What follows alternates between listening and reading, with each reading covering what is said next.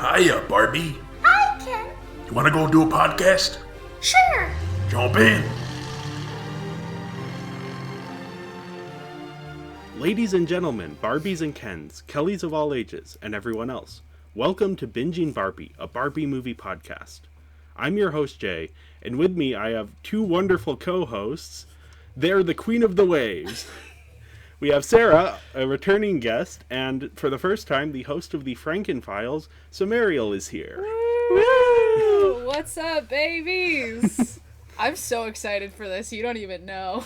Yeah, you've been one of our earliest supporters, so we're very... When a friend told me, like, hey, Jay's doing a Barbie podcast, do you know about this? I, stopped everything. Because I am a Barbie fiend. One of my biggest quests as an adult, I'm now 25 years old. I have spent a lot of money rebuilding my Barbie collection from when I was a kid. Because, I don't know if your family ever did this, but there was, the purging of the VHS tapes. And we just never saw them again. And now as an adult, I'm like, I need my Barbie collection again. So I'm very excited to be here and to talk about Barbie. Yeah, we're really excited to have you here. Hell yeah. You got into it a little bit, but yeah, usually we ask our first-time guests about what is your Barbie history. Yeah, so I am the target demographic for Barbie movies. They started making them for people like me. I was the perfect age when Nutcracker came out. Nutcracker is my number one. I will not hear Nutcracker slander. I love you. I will not hear it. Nutcracker's amazing. And so it was just sort of a spiral from there. I had, the Clara doll with its special stand that if you, moved it, she would do a pirouette. Oh. It was really pretty. And she was so, articulated. Articulation, her joints moved very well. Because she was a ballerina. And yeah. So, that always, was a lot. That meant a lot to me. And then, as time went on and I got a little older, Princess and the Pauper came out. I wore that CD down. I listened to it so much. To this day, years later, I was working at a store, and I wound up talking with one of my cashiers, and she mentioned the opening song, and my brain immediately was like, woo, we're late. We have maximum 22 minutes for your royal fitting, and then it's move to your speech at the Historical Society. After that, we have to rush, and I mean rush, to the Horticultural Society tea. It's in there. So deep. And, as an adult, I was really worried of, looking back at Barbie and being like, this is gonna suck, you guys. These movies are gonna be bad. And I was pleasantly surprised that actually a lot of them are really, really good. And I mean, obviously, anything that was specifically made to sell something, it's not gonna win an Oscar. But, they're genuinely really good, really fun movies. And I've really enjoyed, getting to, re-attain that as an adult and be like, no, actually, Barbie rules. And anyone who says otherwise can fight me on it. Yeah, that's definitely been the journey of this podcast, kind of. I went in more from a different perspective of I wasn't really sure what to expect, but then sort of rediscovering these movies. And I wasn't a huge fan as a kid. It was kind of like one of those, oh no, it's a girl thing, I can't like that. Mm-hmm. But revisiting them, it's been pleasant with some of them it's been less pleasant. I don't think I enjoyed Thumbelina. Thumbelina is rough because that was clearly, I mean, this isn't the episode for it, but that was clearly the let's make an environmentalism film, and the big plug was all of our toys are made in recyclable boxes, and then they never did that again. So I was like, all right, that was just that one time, I guess. Sure. Yeah. So, yeah. I mean, like I said, anything that is specifically made with the purpose to eventually sell toys is always a little ugh. But some of them, you can definitely feel there is the passion there of we actually want to make something good. We want to tell a really good story, and by golly, we're going to do it. So, yeah. For those of you just joining us, we are a podcast about Barbie movies. Each week we watch one of the straight-to-DVD animated Barbie movies, and we rate its story, characters, animation, voice acting, and music to see how it stacks up. And this week we are talking about the 17th animated Barbie movie, Barbie in a Mermaid Tale. Yes. Yeah, this is the last movie that I ever sought out, like, with a purpose. Because there was a lot of, when I was a kid, like, they were always put in front of you. And, like, as I got older, I was doing a lot of babysitting. And the girls I was babysitting always wanted to watch, like, Barbie movies, which I was like, oh, no, I have to watch a Barbie movie? And so it was very fun, like, getting to watch it with them. And Mermaid Tale was the last film that I was like, I need to see this movie. And I couldn't tell you. If you hadn't said already what the next one after this is, I would not have been able to tell you what it was. Yeah, Sarah, I know you also enjoy this movie quite a bit. Yeah, it was my introduction to mermaids, just like when I was like, mermaids everything. Yes. I really wanted to get a mermaid tail after that. I remember one of my friends had a pool and she got a mermaid tail, and I was like, now I'm coming over to your house and we are using your mermaid tail because I need to. Yes. So, Yes. Correct. I also had a massive mermaid phase. It was like aquamarine and H2O, just add water. It was fully down that rabbit hole. Mermaids were cool, man. Mermaids are cool. They didn't stop being cool. They are still really cool. Yes. Yeah. So, just to do some background info on this movie, it was released March 9th, 2010 on DVD, followed by a TV airing on Nickelodeon on April 4th. So a few months later, a month later, gives it kind of time to get those sales up. And it's directed by Adam L. Wood. This is his first feature production, and he would go on to direct some of the Mighty Mighty Monsters movies. I had never heard of that series before, but that's... and then also some of the Lego Ninjago series. But one interesting thing I found out is he actually worked as an animator for Pixar. Hell yeah. So a little bit of a crossover there. And it is written by Elise Allen, returning once again. She's kind of become the main writer for these Barbie movies. She did the Fairytopia movies, Thumbelina, quite a few of the recent ones. And the music is by B.C. Smith. This is the first time we're hearing about him. He's an American composer who mainly works in live-action movies, but apparently he has like a passion for animated movies, so he decided to do some detour. Yeah. Yeah. And this isn't the first or last, or this is the first Barbie movie he did, but not the last one.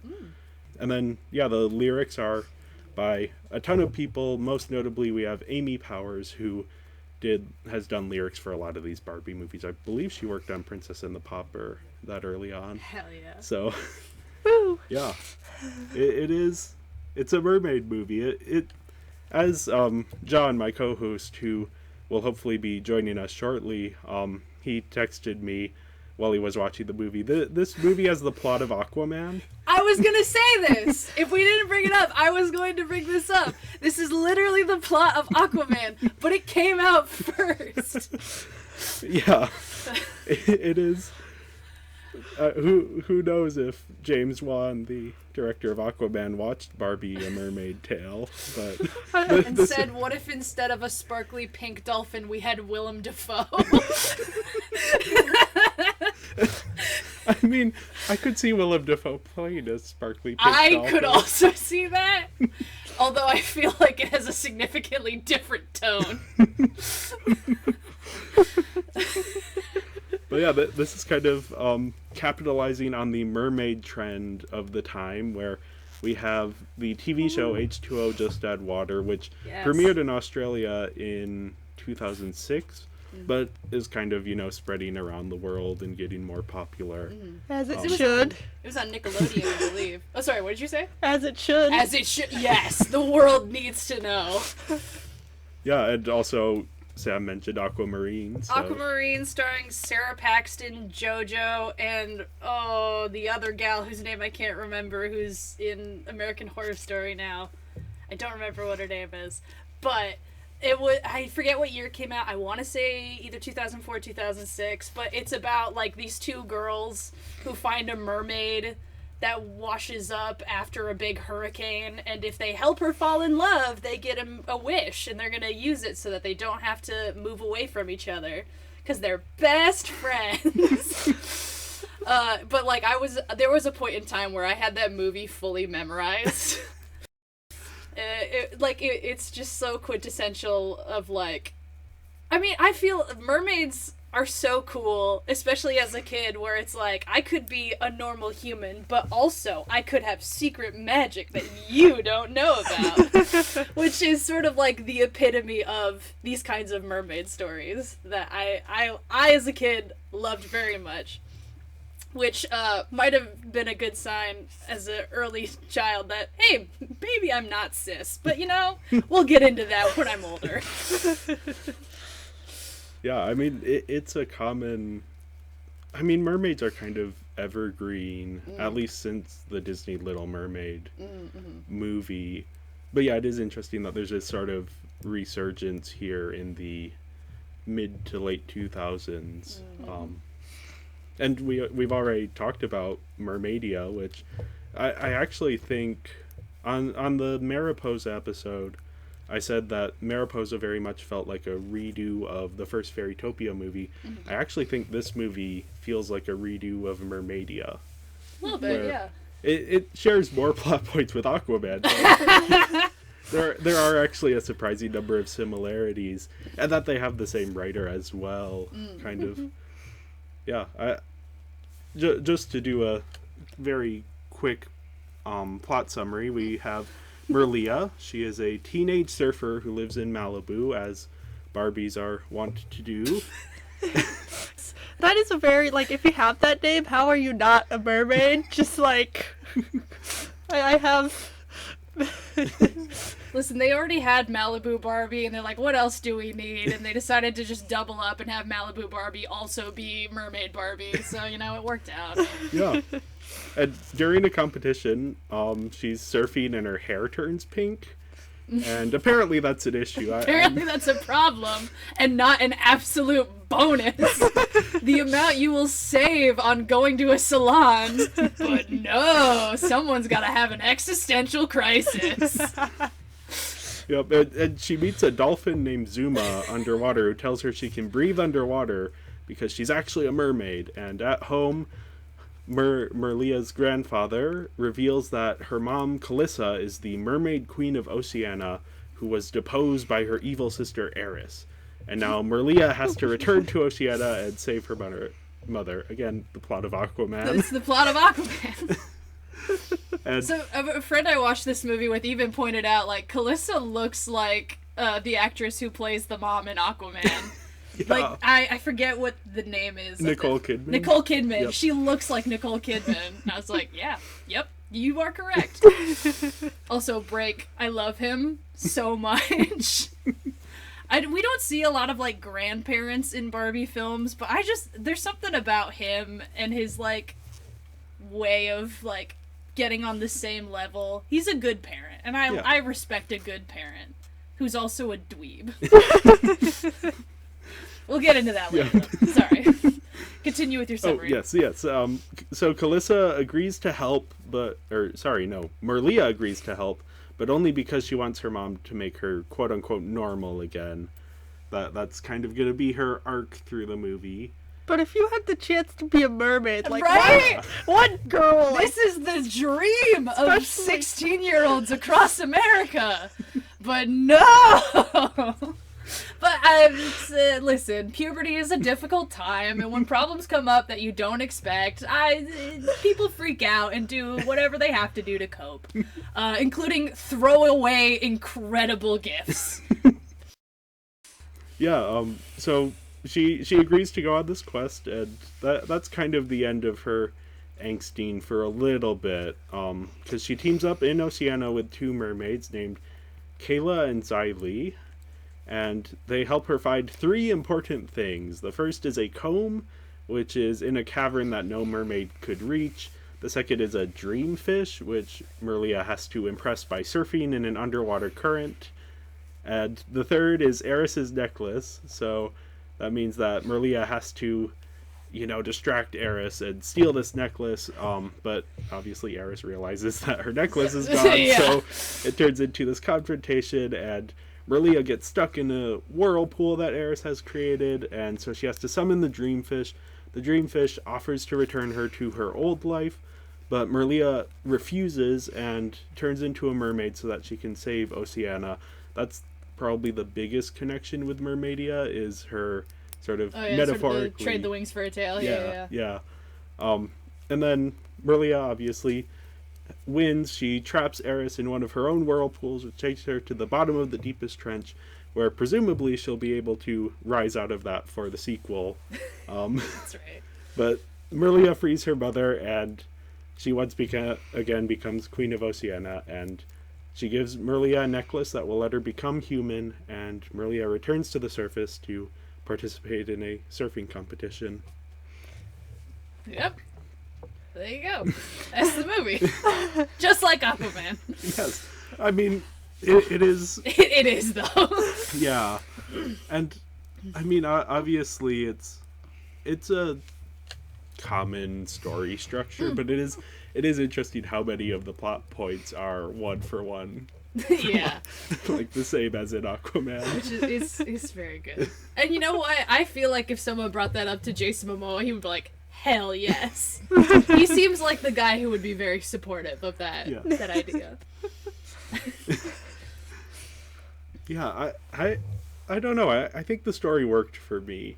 Mm-hmm. I think as a redo of Mermaidia, which is kind of my theory as to what this is, I think it drops some of the interesting stuff from Mermaidia, but it also adds some interesting new elements. But you do have a lot of the similar things of the ruler of an undersea kingdom is gone, has been kidnapped by these evil people, and then the magic quest is given by a fortune teller, and the magical fish a magical fish serves an important purpose, and then the protagonist, as Sam said, has to trade her wings for a tail, metaphorically here, but literally in Fairytopia. Yeah, I don't know. It's interesting to see Elise Ellen once again revisit this old material, but maybe with a keener eye for character development and character arcs. Sure. Yeah, I really liked the story. It was just very engaging. Like, everything felt like it should have been there. I mean, a few parts it's like, yeah, you could take that out, but a lot of it didn't feel like a fill for time, where let's put this in here because we need another 15 minutes for the movie and we don't know what else to do. Yeah, that's fair. I'd be hesitant to compare this to Mermaidia personally, just because the Fairytopia saga is sort of its own thing. And that Mermaidia specifically was sort of about, like, Alina working together with other people and, like, them kind of coming over their differences to come together. And this was specifically about Merlia coming into herself as a person, of not being afraid of being herself, which is very fun. I really love this story for a lot of reasons. But the thing that specifically, I remember even as a kid watching this and being like, that's great. The bit that always gets me is that there's no, like, magic that automatically activates. Merlia has to get these items and then figures out how to use them. Mm-hmm. Like, I loved that when she gets all three items, and it's not like, oh, the magic glowing and all the problems are solved right away. Like, she's like, oh, I have this celestial comb that every mermaid royalty has, and I can show it to the people and go, look, I'm a legitimate, like, royal because I have this. And you know, her having to recognize, like, oh, if I throw this necklace on the ground, it'll show the people that Calissa is alive, and they don't know that. Like, her having to solve the problems of, even, like, in the cave, her having to put her hands on the walls to get it to come out of the crack, like, her actively making those choices to solve the problems was, like, so good. And I love that in this story, because you get a lot of Barbie movies where it's like, I've got the magic 3 items and now they will glow and everything will be great. And so having her, like, the word I want to use is gritty. She's a gritty hero. And, like, she starts out, she doesn't want anything to do with this. Like, it's a full rejection of the call. And, you know, she's frustrated with all of this stuff. Like, Briggs tells her, like, yeah, you're half mermaid. And she's like, you're insane. You are a crazy old man. I'm gonna go hang out with my friends. Like, it's not until she is faced with irrefutable proof that's like, all right. And even then, I love that she goes on the quest to, like, put it all behind her. Like, that's the only reason she does it. And so it's not a typical Barbie story. It's a little bit different because she's pushing back and she's actively having to, like, get into it and figure it out for herself. And I just love that because it makes you as the audience also have to kind of get into it and follow it start to finish. I just love it. What I was really confused about is because she's half human, but Mermaid's already half human. So, like, listen, if we want to get into how mermaids reproduce, we're gonna be here all day. Yeah. I'm sure there's a fan fiction somewhere you can read that can explain it, but, like, well, I was just like, is she like 3/4 human, or like how does that work? I don't know, man. I think that is a fair point, and I think my comparisons of it to Mermaidia is partially just because they have the same... It's the big movie about mermaids. Yeah. They have the same writer as well, and so it's like... And a lot of these Barbie characters are very similar, although you brought up sort of the things that make Merly a little bit different, though she is the standard kind, clever, and brave. But I think one of the things about this is it's a story about sort of self-acceptance, and the Fairytopia movies are very much also about self-acceptance. Actually, they try to be. Yes. Well, Let the record show, I adore Fairytopia. I would die for Laverna. She's amazing. And honestly, I think the mermaid design is better in Mermaidia. I don't like Merlia's tail at the end. I think it's stupid. But, like, I don't even remember what point I was making. The messages of those movies. Yeah. It's just it's good stuff, and I really liked what this movie did with it. But, anyways. Yeah, it is. This does fit a trend of these more recent Barbie movies being a bit bolder in how they portray the central character. Yeah. Because starting out, like, Barbie and the Nutcracker, which I know you adore, so I'm sorry about this. Fine. Go ahead. Like, apparently it's about bravery, but the problem is Clara in that movie starts out brave and is brave through the whole story, and there's no development on that front. I want to push back against that, but this isn't the Nutcracker episode, so I feel like I probably shouldn't. Well, just because... Okay. Yeah. So it starts out as she's just trying to... She sees a fight, and she tries to help, and then she's immediately shrunk and is fully disoriented. She doesn't want to go to Parthenia. She's like, can you just fix me now? And they're like, no, you have to go on a quest. She's like, I don't want to. I'm wearing my nightgown. And, like, she has to do it because there's no other way. She doesn't want to, and she kind of gets dragged a lot. And so I do believe she doesn't start out brave. And she does have to find her way through it, which also has some of the aspect of she does have to make choices along the way. Like, she has to figure out that jail cell is a trick. There's no other, like, she had to figure that out. She had to step up. She had to, like, lie to the guards and get them to go away. She has to step up in ways that she isn't usually allowed to do, like in her very Victorian home. And so, like, I would argue Clara does learn how to be brave. She does have to step up, but I can see why you would say that. I got a Clara defense squad over here. Yeah, and maybe there are. I think it is interesting. I think those early Barbie movies, the message they want to send versus the message they actually end up sending. There is a lot of that. Especially the one that comes to me is always Swan Lake, where it's like, what was this about? I don't know. She's a bird now. And now she's not. Oh, magic. She was nice, I guess. She's not even in the finale. It's fine. Yeah. Swan Lake is a mess, but I still love it. A lot of these movies are messes, but I still love them. Nutcracker I will defend to the death, though. So that is fair too. And we were maybe a little bit harsh because it was our first episode. So. Yeah, no one would consider this film a masterpiece. How dare you? Anyways. In defense, we were still figuring it out. And this has nothing to do with Mermaid Tale. This is me getting on my soapbox and going, no, how dare you, finger wag. But all this to say, what I do love about Mermaid Tale is that it does sort of feel like the culmination of, okay, here's all of these things, some of them worked, some of them didn't, and they're genuinely finding really good ground to actually fully make a point that's start to finish. You can feel it, it's easy, it's right there, but it does feel earned. So, yeah. I think that is what stands out to me, not only about Mermaid Tale, but about a lot of these recent Barbie movies where they don't even need to have the framing narrative of Barbie telling someone. Oh my god. Barbie as the great prophet. Yeah. It's like, oh, we have a question. Barbie's like, there once was a girl. This is like Jesus parable stuff. Yeah, the message is so clear here, and you don't even need to have the Three Musketeers kind of felt the need to constantly hit the point again and again to make sure that the audience is understanding it. Whereas this one, I mean, they do kind of hit it again and again, but it's a little bit, they've eased off a little bit. They're kind of trusting the audience to understand this.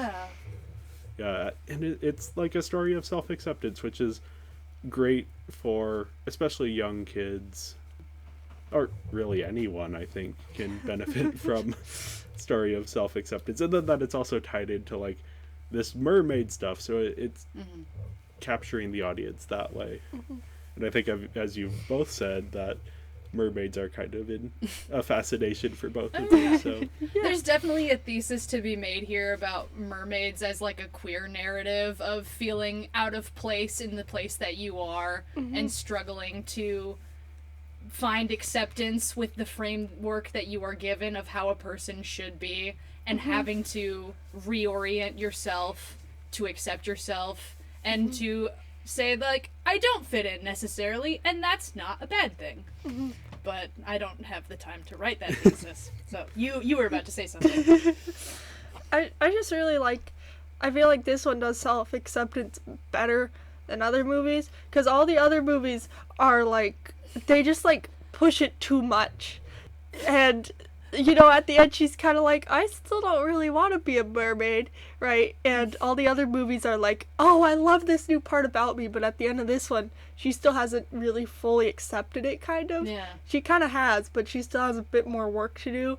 And I really like that, because it's kind of like, yeah, I don't really need to accept it like within like, I don't need to like accept it fully, you know. I can still be working through that. So yeah, to as you've been like comparing this movie to Mermaidia ends with her being like, all right, I guess the rest of my life I'm going to be a mermaid, a completely different creature than I was before. And it'd be like, actually no, you can be a fairy now. We were just kidding. And it's like, oh, but okay, this almost was like a really deep point that this could, and then it was like, no, lol. You're actually fine. There's no consequences. yeah, that's a lot of the earlier Barbie movies. When they're about self-acceptance, they do the Rudolph the Red-Nosed Reindeer approach to it, where it's like, okay, you completed like, you are different, and your difference completed some important task for us, therefore we can now accept you within our society. Where here, I don't get the sense that that is the reason that, well, it's obviously not the reason that Clarissa accepts Merlia, but there isn't that same sort of like, okay, you were useful for us, you completed a task, you have finished the adventure, and now we can accept you. Yeah, she does it with her like choices of being like, I have the celestial comb, I am showing you that this leader is lying to you. I am trying to help you, the people. Rise up, you have nothing to lose but your chains. Like, she does earn the respect of the people she is trying to help in a very, like, active, distinctive way that, like, is very earned. Yeah. It is interesting, I think. And your sort of points you're bringing up are kind of making me reconsider a lot of my thoughts of the story, because there is like, I think at a moment to moment basis, a lot of the things don't quite work for me. There is definitely some stuff where it's like, every time she has to get on her freaking smartwatch under the ocean and be like, hey, can you real quick Google this thing for me? It's like, yes. All right, that kind of does take you out of it. And you're a little bit like, all right, sure, I guess. And Zuma every time being like, oh, I know where that is. It's a 10-minute walk this way. And it's like, okay, thank goodness all these magical places are within a 10-mile radius. But, you know, some of that is like, it's a movie for kids. Yeah. You do kind of have to give it grace. I mean, you don't have to, but I would say you probably should. Otherwise, you're going to have a really rough time with this movie. Because, yeah, it is so overarchingly very good, but there are those, like, moment-to-moment bits where it's like, what? Hold on, what? I think part of it for me is that this quest that she goes on feels very video gamey, where it's like, here's an objective, and this objective is kind of hermetically sealed from the next objective, which is hermetically sealed from the next objective. Or I guess the last objective is the necklace, which is tied to all of the other ones. But it's sort of like a checklist that the plot is going through. And this was my complaint with Mermaidia as well, where it's like, I didn't find any of those individual steps as interesting as I maybe wanted to find them. My go-to is always Magic of Pegasus, where that is also 3 key items, but each of the little sections with each of those items I find interesting on their own. Whereas here it's like the comb thing is like, okay, yeah, that was okay. The surfing underwater, okay, that was a cool moment, yeah. But I don't know that I was like invested in it. And then the necklace I'm more invested in at that point, because it's more directly it puts her directly in harm's way, like literally. Yeah. Yeah. But yeah, I think it does come together in the end. I love this movie. It's very fun. I made 2 of my friends watch it with me, one of them for the first time, and he was like, that is the most fun I have ever had watching a Barbie movie. Probably because when I made him watch Princess and the Pauper, I wouldn't stop singing. So, you know. I liked the little Queen of the Waves dance. Oh my god. Yep. I had to go back and I actually YouTubed it, kind of. So now I know the whole dance, so we're just gonna... Listening to that, like, when it started playing, I was like, it unearthed, like, a deep, deep memory in me of the kids I was babysitting getting up. Like, we were watching this movie, and they would get up and do the dance, and they knew the whole song, and I was like, I did not remember that at all. Oh, yep. I just had to, like, sit and let the, like, flashback hit me. But, yeah, no, it was good stuff. Yeah. I will say one last thing about the plot from me is the Marilia stuff is kind of a hat on a hat. A little bit. They already have the Mermaid Kingdom and the magical quest. You don't necessarily need to introduce this whole other, like... What even is it? It's the life force of the ocean. Yeah. Obviously. Yeah, that part is a little bit flimsy. It does add some It's a reason to not kill the mom. Because we killed Dad, I guess. But, you know. Yeah. Who knows what happened? Who knows what happened to Rip? His name is said once. So this man, Break, had a child and named him Rip. Okay. Amazing. Sorry, I just need to get that out of my system. Yeah, I remember this movie because it's about surfing, and I remember that it was about the time where I think we got Soul Surfer. I remember my mom was like, "Oh, we're gonna watch this new movie, and it's about a surfer." And I was like, "Is it gonna be like Mermaid Tale?" No, I was like, Soul Surfer, notably the movie where a woman gets half-eaten by a shark and must find how to do the rest of her life missing one arm, being a famous like surfer. It's not. No, it is not at all like Mermaid Tale. I actually got to meet the woman in Soul Surfer once, but anyway. Sophia Robb? Yeah. Nice. No, the Was it the No, the actress or the actual woman. Like, Oh, the actual woman. Yeah. Oh, okay, the woman who the story is based on. Yeah. Yes. Okay. But I was gonna be like, oh, that's cool. the movie was not like. Carrie Underwood is also in that movie. Yep. Yeah. And what's his name?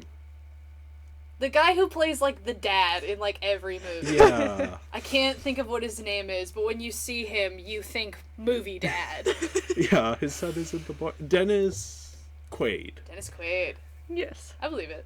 Yes. Yeah. So We're not gonna fact check that. so like the surfing definitely yeah. stood out to me. These movies are definitely like each other. They both have surfing. Actually, when I watched this movie, the guy who I was watching it with brought up the film Surf's Up. Yes. The Penguin. And that is also coming out at around the same time. So Yeah. there's this like fascination with surfing to go along with this Mermaid Tale, which is When did Johnny Tsunami come out? Is this also the same time as Johnny Tsunami? it might be. I'm not familiar with Johnny Tsunami. Johnny Tsunami. It's a Disney Channel original about a kid who he's like someone's gonna get me if I get this wrong, but I believe it's a kid who's like a snowboarder, and then his family moves to Hawaii, and he has to learn how to apply his snowboarding to surfing. I just remember the sequel, which is Johnny Capahala Back on Board. I know too much. Anyways, this has nothing to do with Mermaid Tale. My dad actually said it was the best surfing he's seen since 321 Penguins. Wow! Deep cut! Not in this house. Not in this, no, not in this house, but... We're talking about, like, Soul Surfer, Barbie movies, Disney Channel, and 321 Penguins. Oh, boy. Yep, I do have on the new Tumblr I created for this. I have been tagging every episode with 2000s nostalgia because I think Heck yeah. we're No, headed those correct. here. Absolutely correct, for sure, though.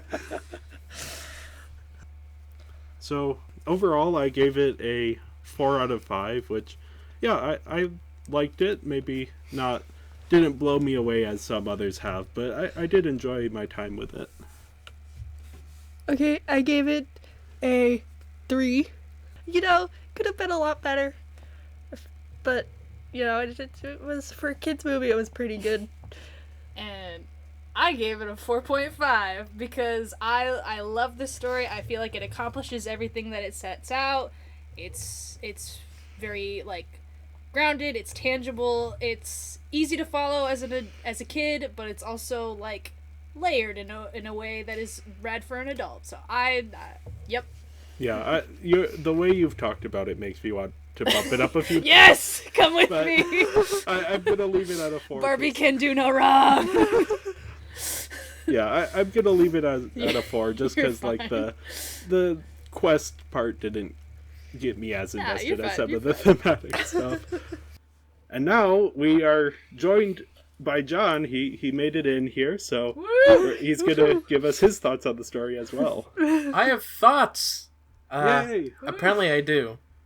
Yeah, Hypothetically. like I wrote to you earlier, this is just Aquaman the movie. Yeah, it is. It really is. It was interesting. It was really interesting. I didn't know what to think. Because it was just... It's the same story as Aquaman. Yeah, but it came out first. Right, but you could say... You could say the comic came out much earlier that the story is based on. But Sure. who can tell? But yeah, no, it was a interesting time trying to separate my biases. Okay. But yeah, I give the story a 3.5. It was solid, mostly. There was of course just moments that were there just to be there, like dancing. Yeah. Dancing and weird fish that remind me of shark tales. Yeah, that's fair. Another undersea Another movie under- that's yeah, that's coming right. out at the same time. Another movie that also has a gay allegory. I have not seen it. All I know is that Martin Scorsese plays a character. Sure does. He sure does. Is there a gay allegory? Yeah. There's a whole thing because the shark guy like doesn't want to tell his dad that he's a vegetarian or whatever. No, I get that, but yeah. what about Barbie? Oh, Was there okay, a gay allegory in this film? I mean, mermaids are like. I made a comment earlier of you could absolutely write a thesis about this sort of, especially this style of mermaid story of. I feel out of place in the place that I am. I feel like I don't feel like I can be myself here. I feel questioned and unaccepted by society, and struggling to find and eventually coming to the place of having to say I don't fit in, and that is okay. I can be myself in whatever form that takes, and even if people around me don't accept it, I just have to accept myself. How can the dolphin talk to people and people can understand it? How can there be a mermaid city underwater? It's magic, man! Right, but when the dolphin was speaking to our Barbie character, we just assumed that it was because she was a mermaid. But now they just spoke, and it's like, why? Why do they not speak? How is she swimming with that fake fin that's disrupting her legs? Well, actually... How can her legs move in such a sideways manner to make that weird shape during that dance sequence? Oh yeah, that. How the is dance her sequences, smartwatch able to call underwater? Yeah, that's the part that I actually do have questions about. Of like, that's some like Apple Watch stuff, but Call but not Google. call but not Google. Yeah. The microphone is not going to be picking up anything but... Yeah, there's that too. But it's a Barbie movie. It's good. Oh, so how did she get her cell phone coverage down there? I would like to be able to know. Yeah, But she's she like, lost bars at some point. Yeah. Well, her watch ran out of battery before she lost bars, I think. I don't remember. I know she lost battery, and I was like, nice, get rid of the watch. But it's good stuff. Yeah, so to hop over back to characters now that we have heard John speak,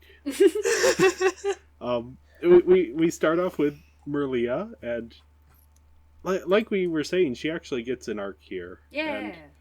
And I feel like we've had this happen enough that I maybe don't need to comment on it every time the Barbie character gets an arc, but it's still, those first few Barbie movies, the arcs were maybe a little less evident. But here we have a solid arc. She even refuses the call, which, as Sam mentioned, and yeah, then this whole sort of metaphorical self-acceptance journey she goes on, and there's a lot of ways you can read that. I also sort of thought of this is similar to Island Princess, so that it's a bit of a third culture kid story. Very. Of someone growing up between these two worlds, although she's not really between them. She's kind of raised in one but born And then in immediately another. gets like thrust into the other. Yeah. Third culture kid, you grow up in one area, then they're like, oh, actually. Yep.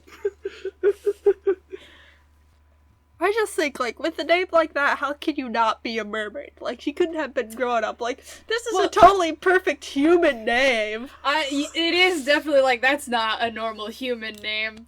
I had a thought about her name because one of the things that they say is like the royals spinning Marilia is like their greatest joy, and I had the thought of like Calissa named her daughter a variation of Marilia because that is their greatest joy, and I was like, that's cute. I like that. I don't think they thought of that. That might just be an accident, but I was like, oh wait, hold on. Yeah, Marilia as a protagonist is she's good. I really like her. There are some Barbie protagonists and it's like, this is a cardboard cutout. Watch her go. Which is, what Barbies are. You have the doll and you give her the personality. But in a movie, they do need to have their own. And I think Merlia really does have her own. And it's lovely to watch. Why was her pink hair so shocking to people? Right? This is what I'm saying. It's like that's if something like that happened at a sporting event, it's like, oh my gosh, look at those effects. She's doing a whatever. Instead of like, what the heck is this freak? Her hair turned pink.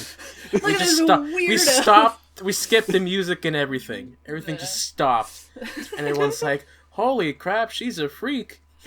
Yeah. Especially at a surfing competition in Malibu. Mm-hmm. Like, I'm surprised she was the only one there with pink hair. Okay, Honestly, though. so the Barbie has this cool hair dye thing where where it's blonde until you put her in water. Couldn't she have just put that hair dye on and then, you know, when she Right. gets wet in the surfing Right. competition? Yeah, everybody freaking out about the hair dye thing is a little... It's All much. right, yeah, It's much. but you know we need a reason, and it's as good as any, I guess. A tail is a reason to freak out. Hair. Does it? I guess it is Malibu. Yeah. Yeah.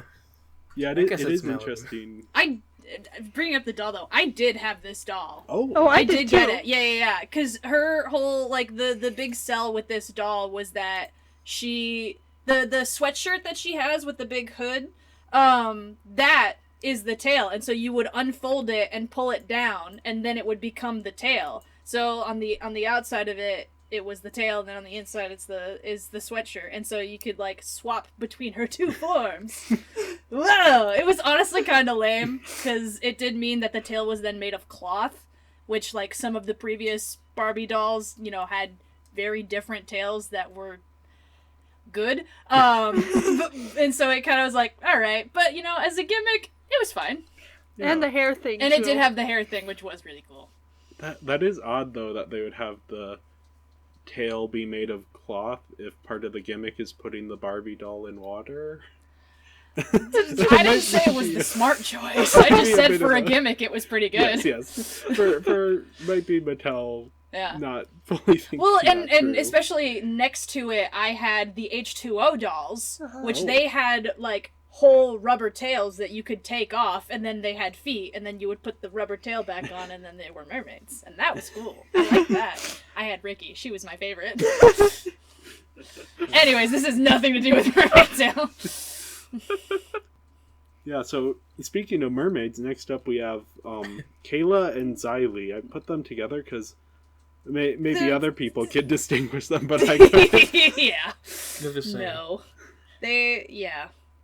The thing that like comes in my brain to compare them to is the two gals from Mariposa who like have the fashion store because Barbie women can only have so many occupations, despite Barbie's whole, you know, appeal of having every job. But like but those characters, they had their own arcs in Mariposa, where like they like had to realize, oh, we're kind of terrible people and maybe we should not do that. These two gals are a little bit less so. They're still fun. I still liked seeing them. I liked, you know, they're dynamic, and you know, they do contribute of like, here's the plan, here's what we're gonna do. But like they are also just sort of there. The Yeah. lovely cardboard cutouts. I- Watch them go. I was wondering how they were just kind of like, okay, let's go on this adventure. And they just kind of They're left the shop. immediately down for treason. They're like, ah, hell yeah, we found a new heir. Let's overthrow the government. I'm like, okay. And also, Comrade Kayla and Xylee. they just like left the shop. It's like, if you were owners of the shop, wouldn't you be like afraid somebody's gonna like see, oh, nobody's in the shop, maybe I'll come like steal stuff? Or if they're employees, wouldn't their boss be like, wow, two of my employees just like left in the middle of the workday, maybe I shouldn't have them as They employees had to go anymore to the Eris Festival. Listen. for 20 hours? I don't know, man. Listen, it doesn't make a lot of sense, but it is fun. Yeah, I think it's interesting that you compared them to the characters in Mariposa, because I think they aren't nearly as compelling, but I do think one interesting thing about them is that their like love of fashion and trends is never chastised by the movie. Yeah, no. Which I mean, It's this actually is- like celebrated when they're like, oh my god, we got fashion advice from mermaids. yeah, Yeah. which it is. You know, this is a Barbie movie, so obviously they want their audience to be very into the fashion and the trends. But I thought it was a nice moment of sort of often in these types of movies, even these Barbie movies, there's a little bit of like let's paint sort of these Yeah. more girly. Look at this And- bimbo. All she cares about is clothes. So yeah, every time they kind of push back on that, and I think Three Musketeers did it a bit better with its characters, but I thought that was maybe a little bit more interesting than the rest of their character traits here. Next up, we have Headley and Jimmy Fallon. Come on. This is the second time they've used this name. Fallon. It is one of the like Barbie names. I don't know Okay. where they get their list from, but like it is one that keeps coming back. Yeah, it seems like I don't know when Jimmy Fallon started airing. No, they are But- not named after Jimmy Fallon. I can know. promise you that. They are actually. I did look into it, and it is an Irish name that has it has some significance, but it isn't like a common name, especially in the U.S. And it is both Jimmy Fallon. His name is derived from this Irish name, and I assume that the Fallon in these Barbie movies is also derived from this Irish name. But yeah, it seems like it's the kind of name you wouldn't want to be using when. It's not a great first name, but then again, one of Barbie's sisters is named Skipper. So like, Barbie and names aren't always on the ball. Yeah, I think I wouldn't have brought this up except that I don't think Fallon or Headley have a ton of character traits in this movie. They do not. They're basically the human mermaids. You could take them out and nothing would change. Well, they have to be the ones to Google. So, But they Google and they're like, there's no results. well, Twice.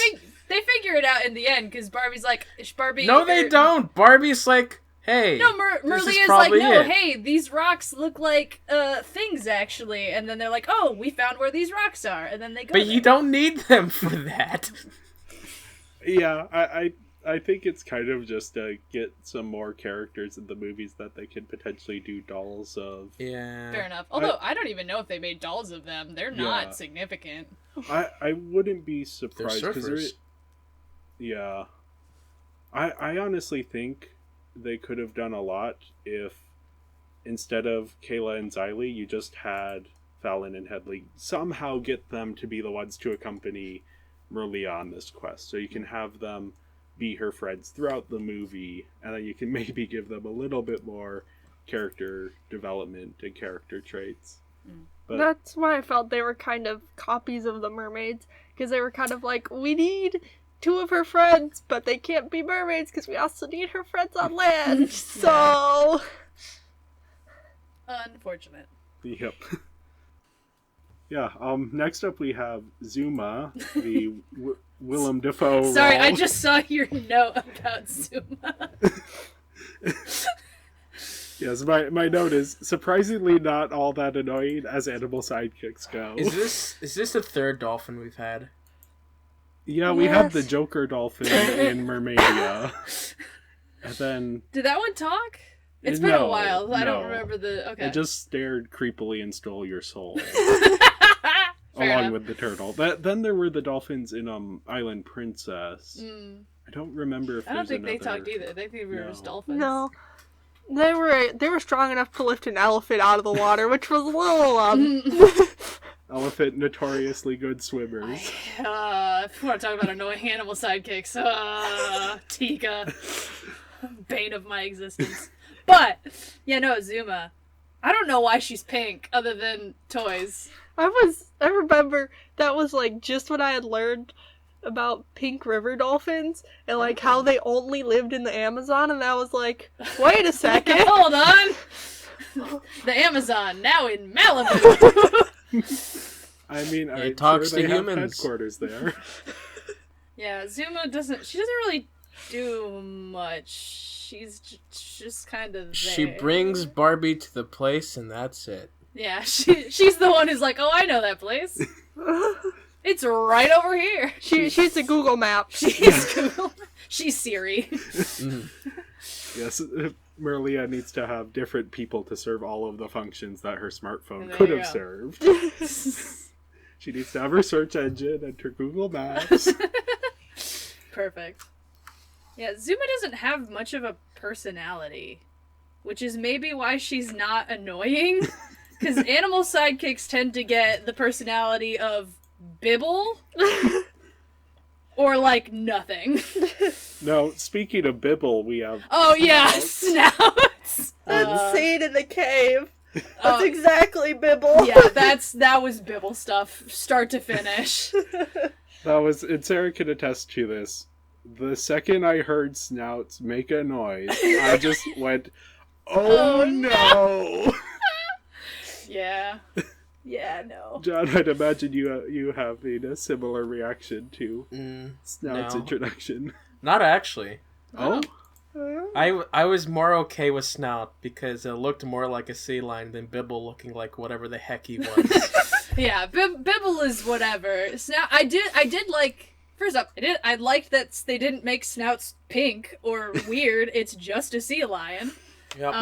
And it does. I mean, it doesn't act like a sea lion because nothing acts like. This is a Barbie movie. Nothing is going to act like its actual thing. But like, yeah, Snouts is fine. He's fine. He's cute, but like Bibble takes up more time than Snout does, which is like, yes, I'm fine with Snout. They budgeted the time for Snouts wisely. Yes. Because, lordy, if he was on screen for any longer, I think I would have started to hate him. Yeah, he's a discount Bibble in everything, including screen time, which is maybe an improvement. Next up, we have Break. Break! My boy! Yeah, he only has a handful of scenes. He's only there for like 2 scenes, maybe, but he's so... I love him. Who? He is... Break, the grandpa. Oh, yes. Yeah. He's... First off, I love a supportive parent that's not like, oh, my child, I love you, my child. Like, where it's like, again, that cardboard cutout coming in to smooch and then, like, disappear. Like, this is a parent figure who comes in and recognizes distress and is actively trying to support their kid and, like, trying to help them. And as well as he has his own personality that really comes through in his act. Like, the frickin', do you mean weird, like, whoa? Or like, whoa! Like, I like, that was such, like, a brief character moment that establishes, here's who this guy is. He's kind of stupid. He's very sweet. He cares about his kid. And he's a little bit dumb, and I love him very much. He's only, like, in, like, 2 scenes, I think. But he packs so much in them that is just lovely. I just love Break. I just love Break. He doesn't look like Ken, which is, like, very surprising because there's no other, like, male model except, like, the villain male model and Ken. And Yeah. he's different. Even in the flashback when, like, he's, like, younger, he's still got, like, facial hair, and he's a dork. And so I do appreciate that, because the Ken is just generic Lego face. I do think it's interesting. I think this is the first There's Barbie. no romantic interest in this movie. Well, yeah, and we've seen They that also before. say death. Oh, Death? They say death wow. When do they say death? early in the film. Like Oh, and she says, like, when your parents died, yeah. Yeah, they do say that. Yeah, I was gonna say this is, I think, the first Barbie movie where we don't have a significant male character. Yeah. Because even in Thumbelina, you have the villain whose name escapes me, who I very much liked, It and who doesn't John matter. very It much doesn't did. matter. But When you talk Barbie with people who know about Barbie, no one's gonna remember the villain from Thumbelina. Like, that is so far in the back. But yeah, like, I'm trying to catalog through, and I think this is because you have Break, and then you have Remo, who's Eris's sidekick. And that's pretty much the only. I guess maybe Snouts is. Is Snouts a boy? I don't know. They don't. I don't remember anything about Snouts. I mean, me neither. So I mean, Other it's than- brown. Brown is a more boyish color. As we all know, male seals are brown, Female female seals seals are pink. but yeah, This is what we've learned. Thank you for coming to the Barbie Nature Talk. I find it interesting because, I mean, obviously these movies are made with girls in mind. Whether they only appeal to girls or not, that's not necessarily something. But yeah, it is interesting to me that this is the first one where they're like, okay, no, we don't need to have the love interest. We don't even need to have a male villain. We can just kind of have it be about a bunch of women and what they do. Yeah. And I think it's kind of, I mean, this is sort of going back to the things I was saying earlier of, like, Barbie kind of learning from its mistakes. Because you've got, like the Barbie Diaries, which, like, is kind of supposed to be about I am my own person and I don't have to be whatever other people want me to be. I don't have to fit in a mold. But, like, it gets so muddled and lost in all the things, and, like, the boy neighbor guy who's like, I'm your friend Barbie and now I'm your romantic interest because the script says so. Like, this movie has kind of learned from some of those mistakes of, like, this movie is about Merlia. That's it. It's about her and her going through her journey. We don't, like, that's it. We don't need a supplementary guy just because reasons. Like, it is about her and her journey, and she goes through it, and it's great, and I love that. Yeah, and you bring up this growth. Barbie Diaries was also written by Elise Allen. Really? Nice. So maybe some of her, and she does revisit a lot of the same themes and a lot of the same ideas throughout her work here in these Barbie movies. And I don't know how much freedom these writers get. There's not a lot of information on the production, but I do think it is cool to see her as a writer get better and better at making these stories compelling and exploring these themes in coherent and interesting ways. But yeah, speaking of... He's right. Speaking of interesting, we have, or maybe not interesting, I don't know, we have Eris, who... John, I think you just typed something there, so... I did. Yes, discount Laverna. She really is Laverna. Oh, for sure. She's all the way down to Kathleen Barr once again. Barr. What's up? This is her third villain role. I love it. Yeah, she's kind of as you brought up, she's just Laverna. She has the same thing of kidnapping her sister and locking her away, and I do really like Eris though as a villain. She's maybe not as memorable as someone like Laverna is. But I did enjoy Eris very much. Feel free to tell me if this is a thing I can't say on this podcast. I have this, like, belief of, like, Barbie villains are either conniving, like, weird kind of creepy men or MILFs. And Eris, Laverna, Lydia, like, they are just, like, and I don't know if it's just...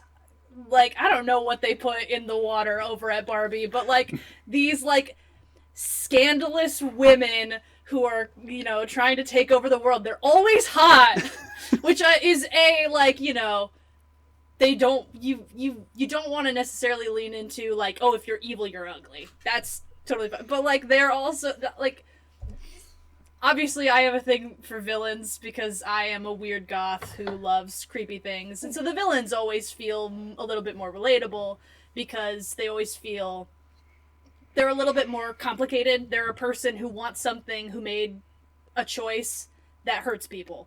That's sometimes a little bit more relatable than, hi, I'm Barbie, watch me go on a fun quest. And Eris is a little bit, they like, there's, like, a glimmer in the moment there where they're like, oh, you know, you felt outcast, and so you made this choice, but it's okay. My mom, Barbie going, my mom would definitely forgive you. And I'm like, you can't make that promise.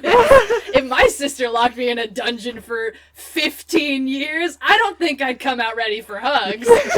Maybe we'd get there, but first it would be fists swinging. But, like, they give her that moment of, like, you know, you can't do this thing that we're supposed to be able to do as, like, royals, and, you know, you felt outcast. And, of course, she She does what I love in a villain to do, is double down on my villainy and therefore get kicked into a tide pool and sucked away.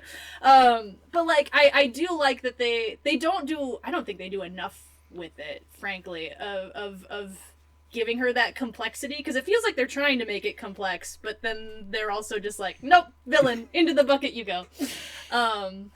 So it's, you know, but she's very fun. It is entertaining to watch Eris, and her whole thing of like, do you love me? Give me your affection. I demand it. Because, like, that's what I would be doing if I had power. Like, that sounds great. She's very entertaining. She's very fun. She's a little bit complex. I wish she was a little bit more. But overall, mwah, love her. That first scene where she's introduced and she's like, who loves me? And nobody responds and she has to say it again. That is 100% my principal every morning.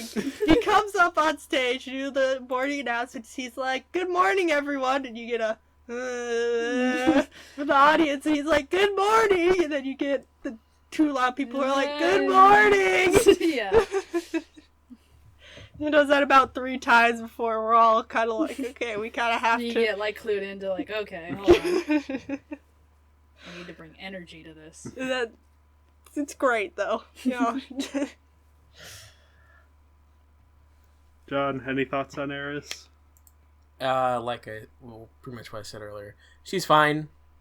She's Laverna-ish. She has... At least we understand her faults more than Laverna. Because Laverna's just evil for reasons. Here we see that she just feels insecure about her abilities.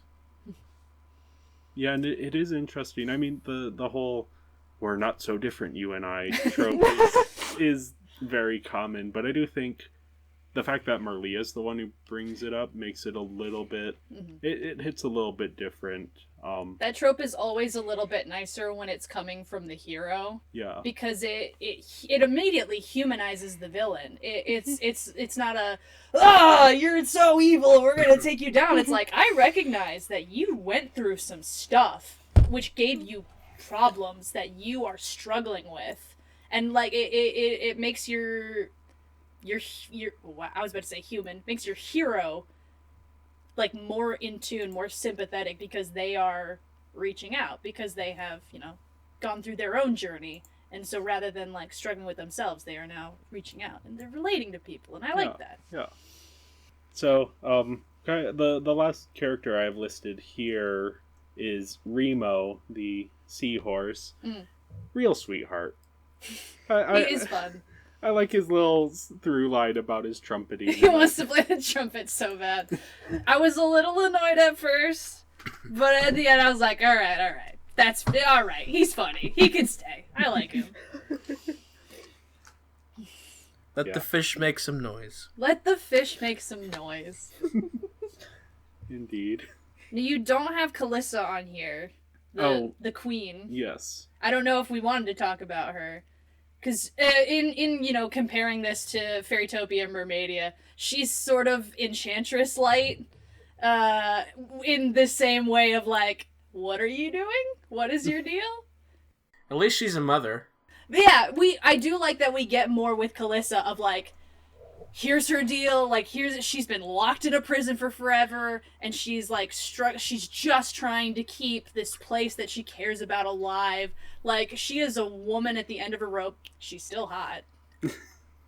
MILFs in this movie. The MILFs in this movie. But and like she cares very much. But like, I feel like, I don't know, when she is eventually freed from prison, it is very much back to that cardboard cutout of like, you did it, Barbie. You saved the day.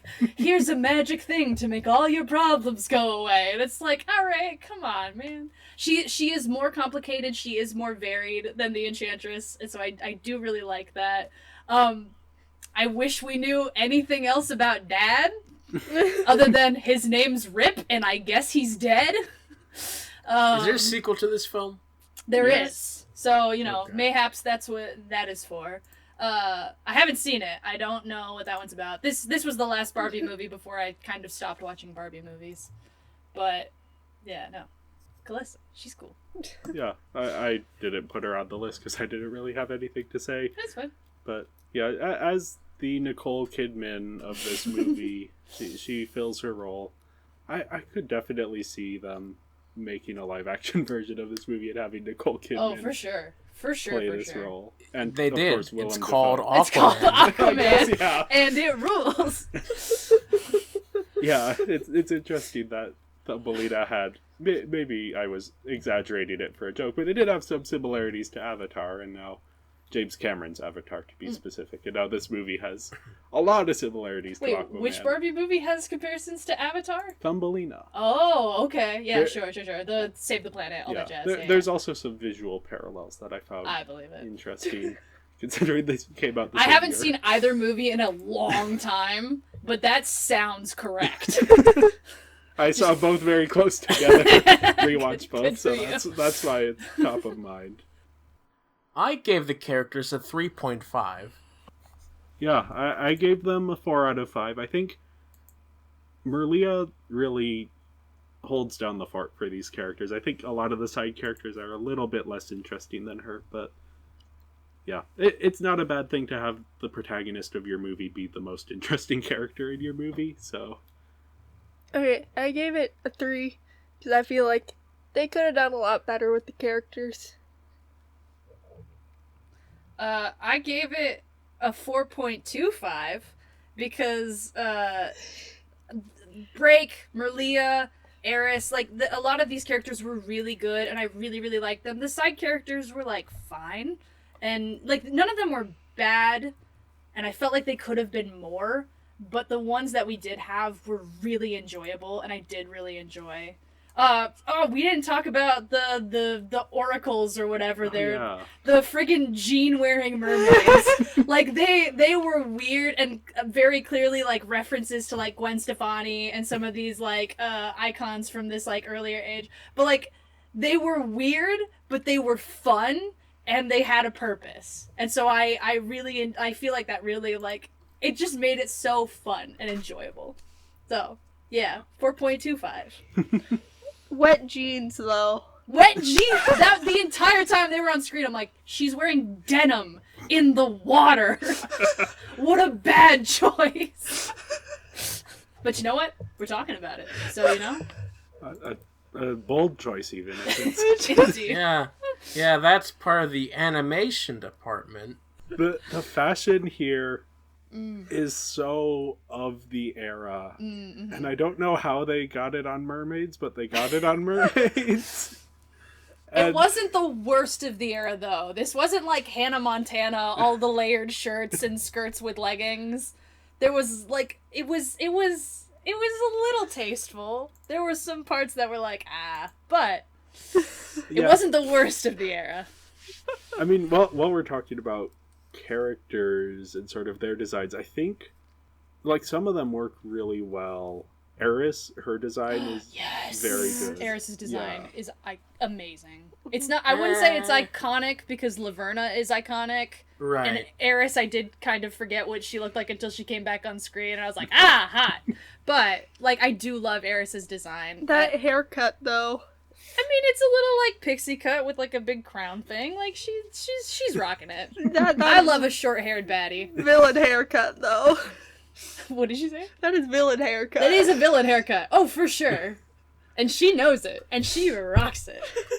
Good for her. I did also want to shout out the goth mermaid. The oh my gosh, that came on screen, and me and my buddy who I was watching the movie with, he was like, and she doesn't wear this for the rest of the movie? What a downgrade. And I was like, I'm with you, baby, I'm with you. Yeah, I think this is the first time we've had our Barbie character dressed in a goth outfit. Really? Okay. Maybe gothic in the historical sense. In the history, yeah, fair enough. Which, by the way, there was like an artist who made these like different renderings of like Barbie as the girl in the yellow wallpaper, Barbie as Jekyll and Hyde. It's amazing art, and I would love those movies so much.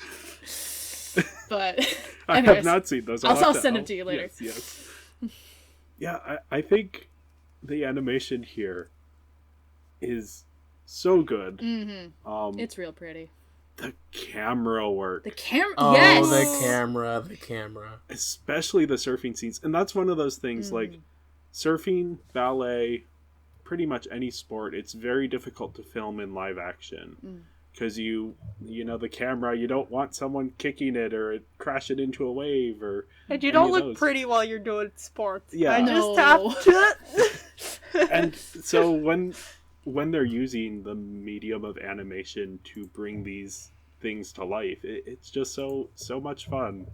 And it's the kind of thing where you're like, yeah, you can't do that in live action. You can't have these like insane camera moves while someone's surfing. So I just, it's always fun to see that. And I think the camera work for the last few Barbie movies has been good, but nothing has jumped out. So to have this camera work here, and as my dad said, these are the best surfing scenes since the Light Station Kilowatt episode of 321 Penguins. He may have been joking, but we'll take him at his word here. I'll take it. There were a few times, especially underwater, where it was like, hey, underwater. They didn't do as bad of a job as, I don't know if any of you guys have seen Lull to the Sea, where they get underwater, and then the second they're underwater, it's like they're not underwater anymore. Like, their hair is just like, There were it's a like, couple of moments. Are you underwater, or are you not underwater? Are you, what's going on? So at least they didn't have it to that extreme.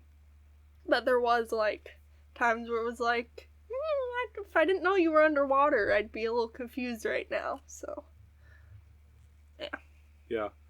Speaking of the underwater stuff, I think the best underwater stuff is when Merlia is first going to Oceania, and they're going through these very realistically rendered seascapes, where all of the colors are this very It's muted literally blue. just pictures of the coral put into the spot place. Okay. That's what it literally is. Yeah, I was impressed by how it was done. Because then they actually go to an actual 3D model of a coral, and it didn't look as good. Yeah, it If where it am I hit you going when here? it hit you, it Yeah. hit you. It was interesting to see, because of course when they finally get to Oceania and you get into everything, it's very colorful and bright and pink and everything. So having it start out so muted, I was kind of like, oh, I kind of wish they had seen what it would have been like to just do that the whole movie. Could they have pulled it off? Now it's a Barbie movie, so it needs to be bright and colorful, but yeah. As someone who is fascinated by the deep sea and the sea in general, it was fun to see that sort of more realistic depiction compared to something like Mermaid, or even the later parts of this movie. Oh yeah, Mermaidia wasn't trying to be realistic. No. It's a mermaid land with fairies and stuff. Like, it's doing whatever it wants to do. Yeah. Mermaid Tale, it's weird to say, Barbie Mermaid Tale is a little more grounded, but like, it is. It's supposed to exist in our world, and it, I don't know, it was very pretty. I loved a lot of the underwater sequences. Some of the stuff with like the cave stuff where like of her like climbing up those like walls and then like lighting it up with it was just really like gorgeous. I just thought it was really cool. And the person I was watching it with, he studied animation, and one of the comments that he made was like, it's interesting that like there is a lot of the movement is really good, but in like the scenes where people are like talking to each other, their arms can be like a little bit stiff, which like we see differently.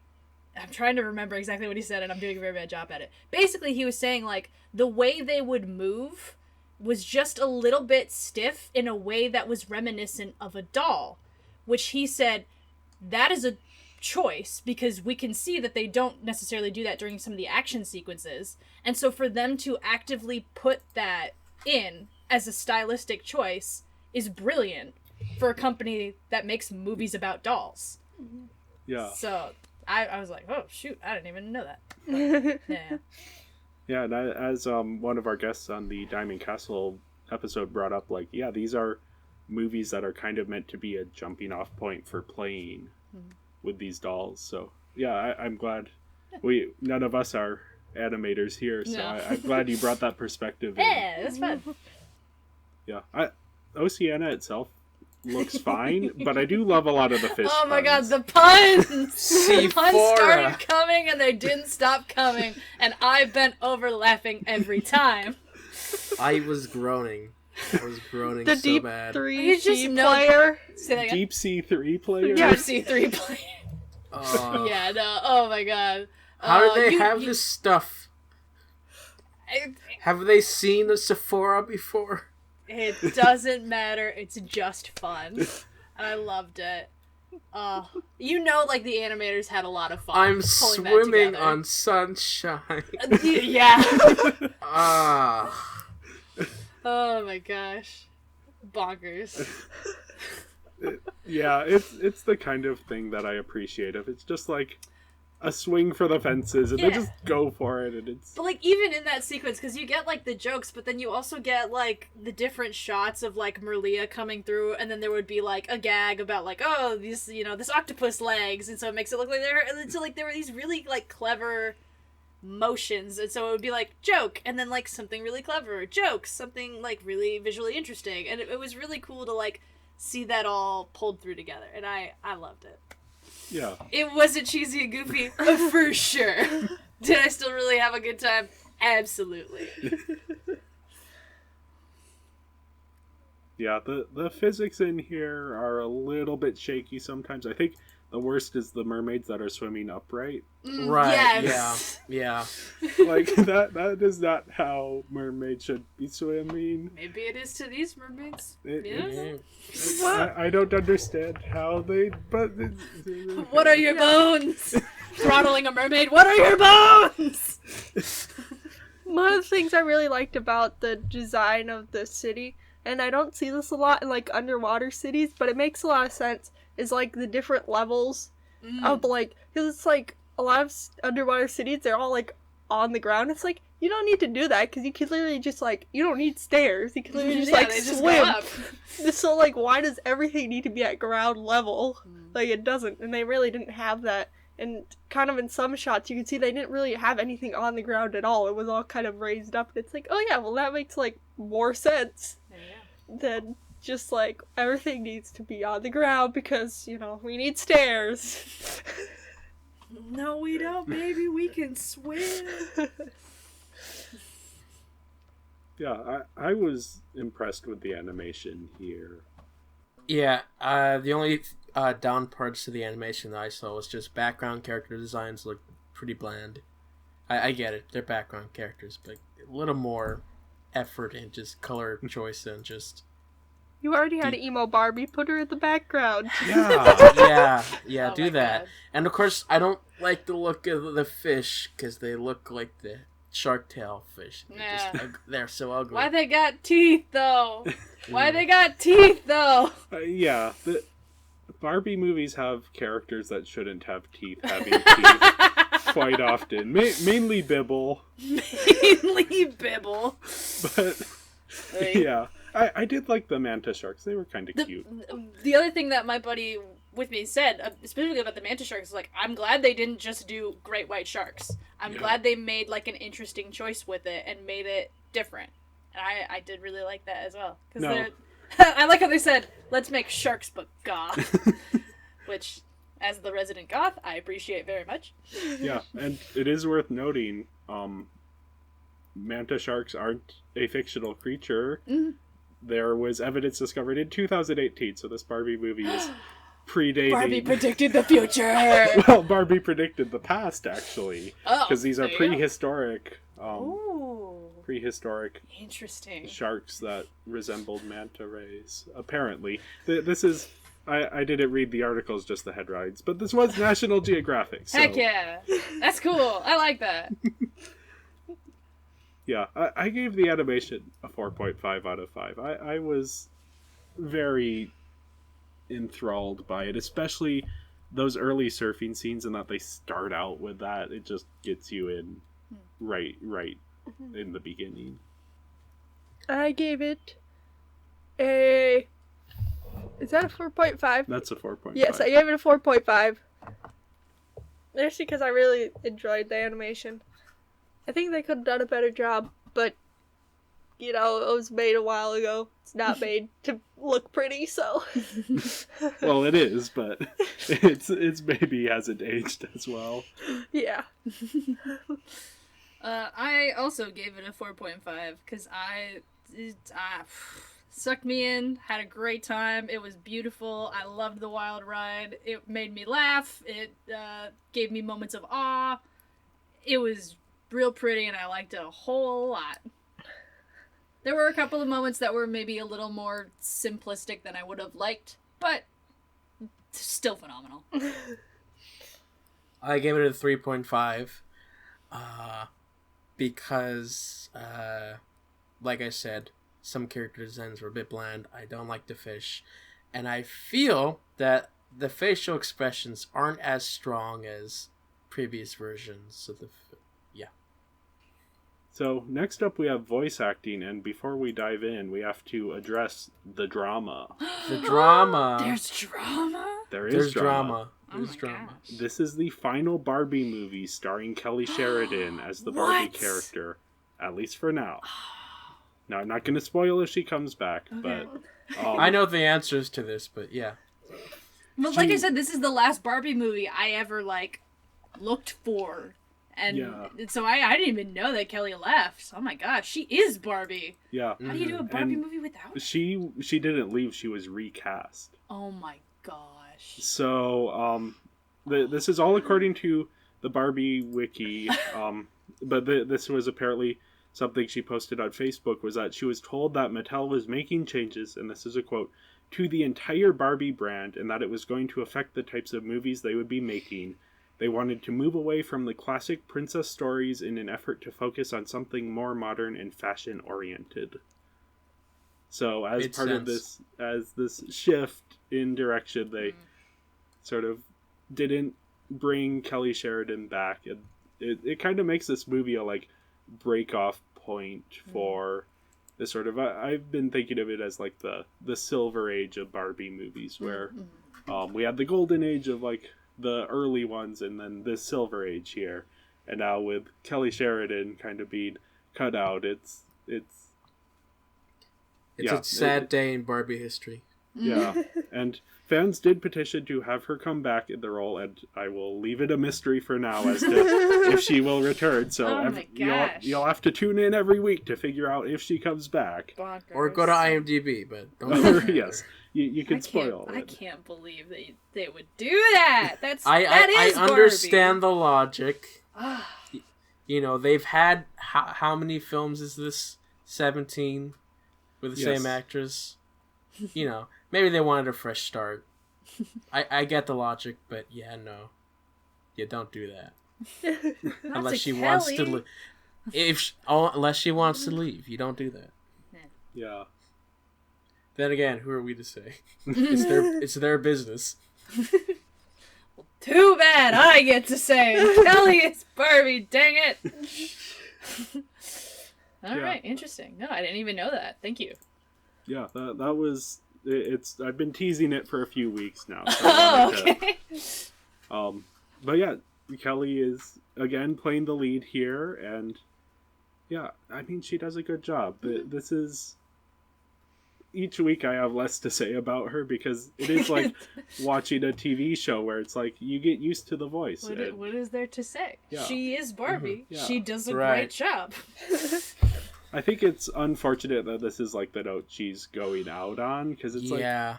like she can do so much, and it's like this isn't a role that's demanding too much of her. It is more involved than some of her other roles have been here in these Barbie movies, but yeah, she did Princess and the Pauper, where she played two separate characters, very similar voices, but entirely different performances. She has the range, darling. Yeah. And then, yeah, we have in the cast a lot of returning faces. We have Kathleen Barr is once again the villain. I was a little disappointed with that. You know, I like Kathleen Barr, but this is her third villain role. That's almost exactly the same as Laverna. Yeah. I would have liked something different. Yeah, I think that's fair. She has been playing a very similar role, but she's good at it. I know she's good at it, but it's still a little more distinction would be nice. Next up on our cast list, we actually have, and I'm just looking this up now because I forgot to do it before the episode, but we have Peter Mell, who's playing the surfing announcer, and I bring him up because he is actually a professional surfer. Okay. I was gonna say, because they were, when he's like narrating Barbie's moves, I don't know what to call it, I don't know how surf works. When he's like narrating like what she is doing and all her like techniques, I was like, okay, either they made up a bunch of really good stuff or they actually figured out surf terms, because this is rad. I like this. Yeah, I think it's a bold choice to be like, okay, we brought on a professional surfer for our surfing scenes. He's an actual dude. Yeah. We also have Tabitha St. Germain has played Zuma the dolphin. We have a few newer names here. Nakia Buress is playing Fallon, and Marique Hendricks is playing Hadley. A few newer names throughout the supporting cast, but yeah, for this one I didn't really have any performances to spotlight. I don't know if other people do. I mean, I love Break. He's only in there for like a scene or two, but like he packs so much character into his brief moments that are just like very good, and I love that. I love that very much. Yes, and he's played by Gary Chalk, who Hell I yeah, believe has Gary. been in several of these Barbie movies. I believe I think so too. Yeah. Well, like I said, it's almost like a TV show where we're hearing the same people coming back to very similar roles often, so it is maybe a bit more difficult to talk about each individual performance. Yeah. But yeah. Overall, I gave the voice acting a 4 out of 5. Again, solid across the board. There weren't any performances that blew me away, but nothing stood out as incredibly terrible either. I gave it a 4 out of 5 as well. It was good. I give it a 4. Yeah. I gave it a 4.25 because everybody did just really good and it was really fun. There was a lot of character in a lot of few moments. There were some characters who like they had really good voices, but like they weren't necessarily like in-depth character, and so it's a little mix and match. But like it was still really good. Kathleen can do no wrong. So Yeah. Yeah. A brief note about animation that I forgot to mention. The transition to the credits, I thought was really weak. Oh yeah. what was it? It just, I don't remember. it wasn't a natural transition. It was just like, crossfade to credits. Huh. I didn't register that when I saw it. That's interesting. Yeah, usually you want something strong. I'm surprised they didn't do like a splash. Yeah. Yeah. So yeah, finally we have the music. Music. Woo! Swimming on sunshine. that is maybe the least impressive song in the movie, which No, I know. I don't know. I like the songs here. Queen of the Waves was like fun. It was fine. Like it's not my favorite of the like here's the song from the Barbie movie. Like Diamond Castle had a bunch of like really like I still remember, you know, me and my buddy still sing Connected when we're like doing whatever nonsense chore around the house.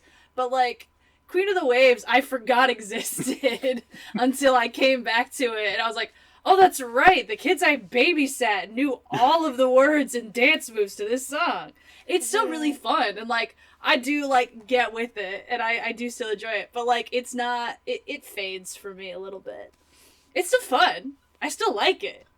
I wouldn't rush to put it on a playlist. Now, Sarah, I don't want to blow up your spot, but you seem to enjoy Queen of the Waves quite a bit. It's a bop. It's a Just Dance song. That is all I'm gonna say. Yes. It's a very Just Dance song. Or do you mean literally? Is it actually in a Just Dance game? I think it is actually. Good. Hopefully. It is. It's got that, like, vibe to it. Because, I mean, it comes with motions, so, like, yeah, There's I a could see dance that. to it as well. Yeah.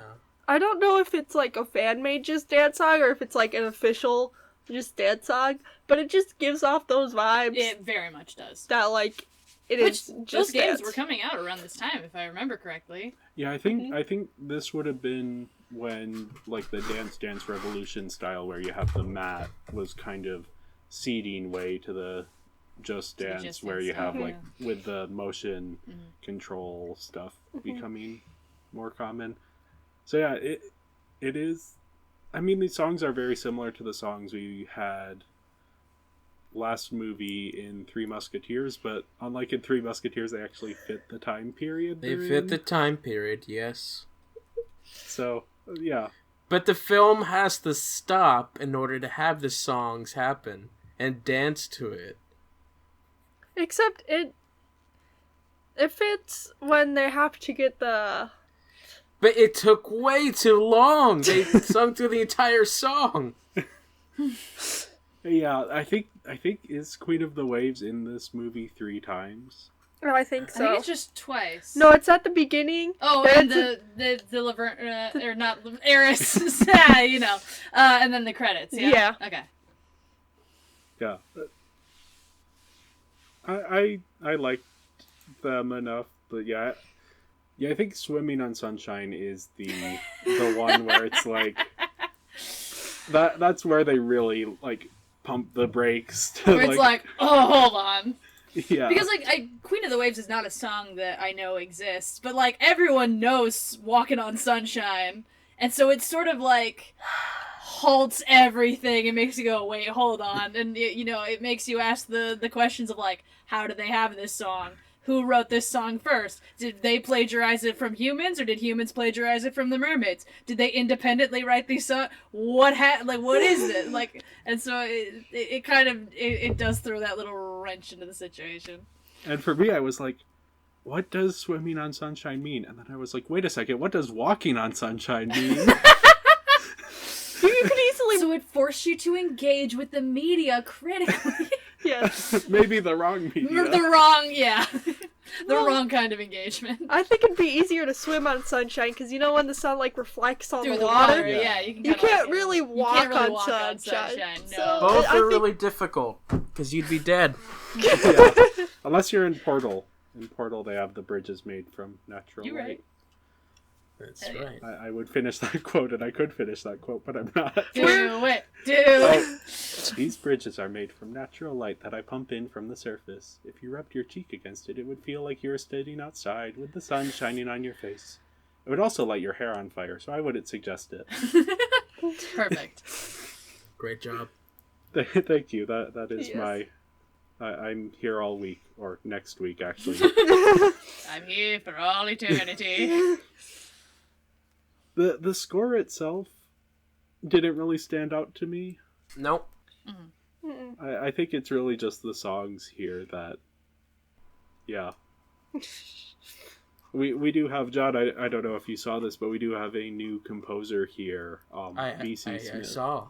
Yeah, I saw. So, yeah, first Barbie movie doesn't necessarily leave much of an impression, but we No. saw Eric Colvin kind of improve as he did more of these scores, so hopefully in these next few movies that Smith is doing, he'll be able to. Hopefully. Yep.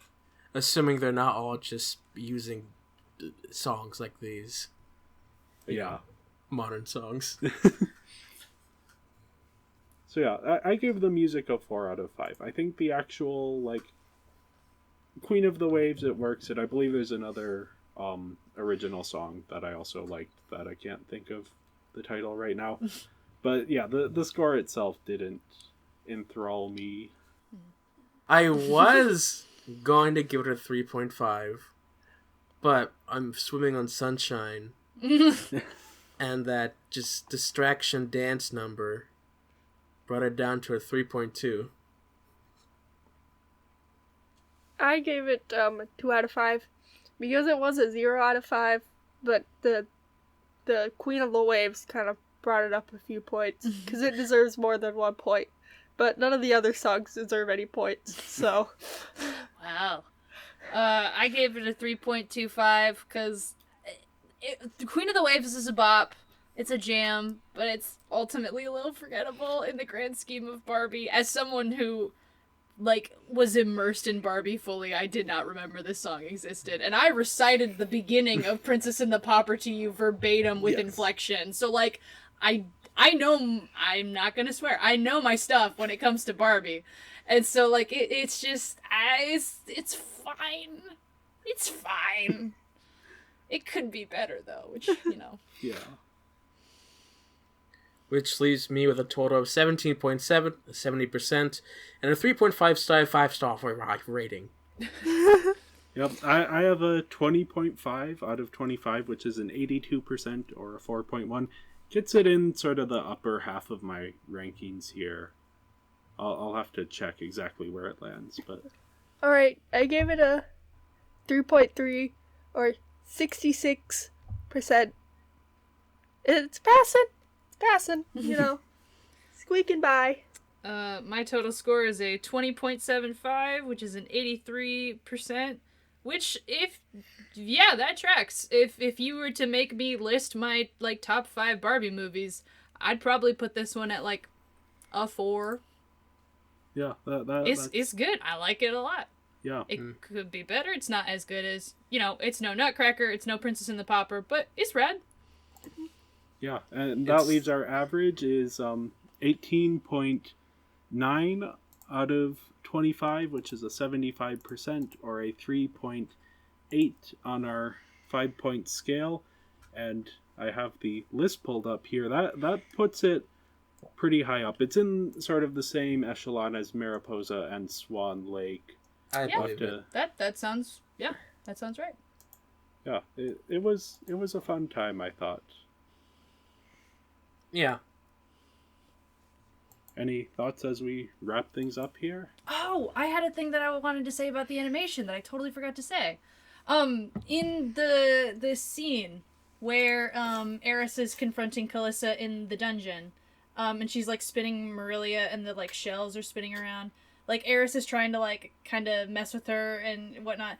And one of the things that I noticed is when she's trying to figure out, like, oh, who's the father of the child? And she says, like, oh, maybe it could be that, like, human. And the moment she says, like, human, you see, like, Calissa's, like, shells, like, start to go down. Like, she has, like, a visual reaction to that. But it's a very subtle reaction. Because in a Barbie movie, things often get telegraphed very obviously because these are movies for kids, and I liked how this movie had there were a couple little moments like that were subtle, and if you were paying attention, you would see them, and they would tell you what you needed to know. It didn't, hold the audience's hand the entire way through. Like it's giving you the cues and it's letting you pick up on that, and I love that. I love that very much. That's it. That was the thing I wanted to say about animation. I love this movie. It's very fun. It's not, I would say, yeah, like top 5, maybe if I had to do a top 10, it might be about like a 6 or something, or 6 or a 5. Like, it's a fun movie. I do love it very much. It's definitely one of the better Barbie movies. And I'm very honored that you had me come on and talk about it. Yeah, we're very happy that you were able to come for this episode, especially as someone who is a fan of this movie. And I think you brought a lot of good perspective on that. As someone who is one of the co-hosts of a show called Serious Business, I have a lot of experience in getting real in-depth about things that probably didn't need to be looked at in-depth. So, no, I like this. It's very fun. Yeah, and as we're wrapping things up, I actually wanted to give you a chance because you have multiple projects that... I do. I like to get real in-depth about things that may or may not like to be in-depth about. So I have a lovely podcast that I am one of 3 co-hosts on called Serious Business.